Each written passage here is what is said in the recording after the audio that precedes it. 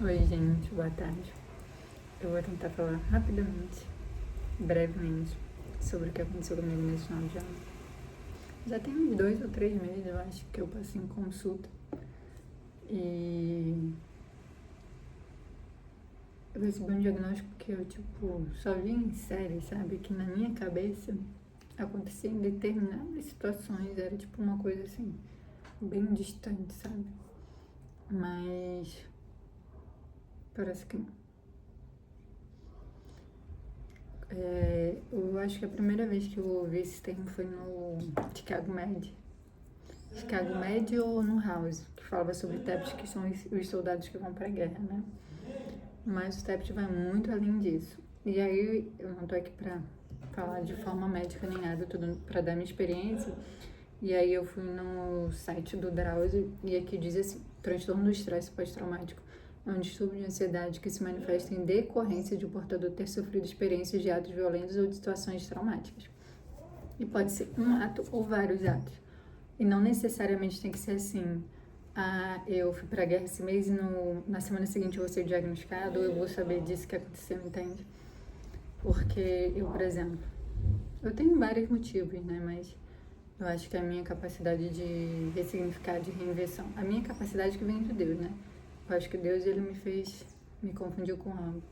Mas que bom por isso, porque eu consigo ultrapassar as coisas, mas como eu costumo dizer que a gente é um quadro em branco, mesmo que você escreva e depois você apague, aquele quadro ele vai ficando com algumas marcas de uso. E eu comecei a ter... Esse ano eu tive uma cirurgia, né? Cirurgia do ortocátio logo no início do ano, que foi uma cirurgia bem dolorida. Eu sofri bastante, tanto que depois eu fiquei bem estranha, sabe? Até eu ficar bem. Eu sentia muita dor, não conseguia dormir direito. Mas enfim. E aí 3 meses depois veio a rejeição. E já é o meu segundo transplante. Eu já fiz hemodiálise vários anos, né? Eu fiquei doente com 11 anos. E aí eu tava tendo sonho que eu tava fazendo hemodiálise e eu acordava chorando, ou se eu via alguma coisa assim no hospital, na faculdade, aquilo me deixava muito mal, sabe? E sonhos também com a época do sequestro que aconteceu em 2012.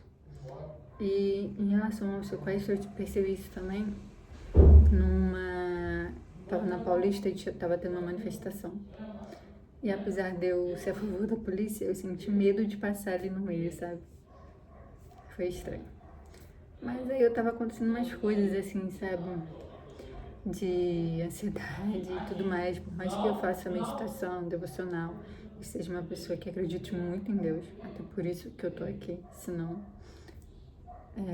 como todo mundo sabe, eu fiquei doente com 11 anos. Eu tive milhares de internações.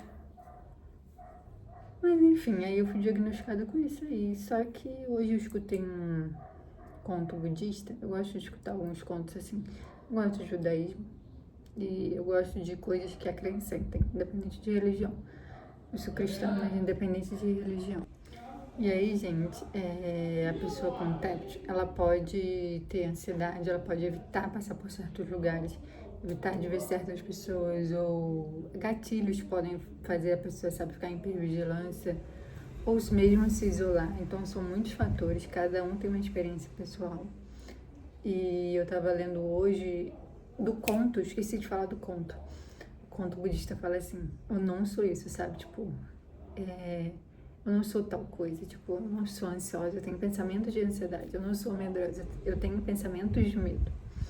Mas aí o que eu tava lendo hoje, que ajuda muito nisso de se você passou por coisas muito difíceis ao longo da vida, se você tem TEPT ou se você tem uma outra experiência traumática, que não seja tão grave assim, mas para você fazer a atenção plena, que você estar no momento presente, sabe?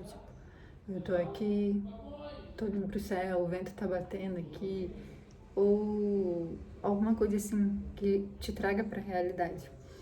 Eu tava lembrando disso, que por determinados momentos eu vejo que eu tô assim, com alguma pessoa, e por mais que eu esteja relaxada do lado da pessoa, que eu me sinta bem, às vezes eu fico pensando, nossa, eu sofri tanto nessa cidade, sabe? Sofri tanto nesse lugar. E aí é como se eu dissociasse daquilo ali que eu tô vivendo na hora. E aí eu tenho que voltar pro momento presente. É mais ou menos assim. Mas aí é isso. E é aquilo, né? A gente não é o que a vida faz da gente. A gente é o que a gente faz das coisas que acontecem com a gente. Enfim.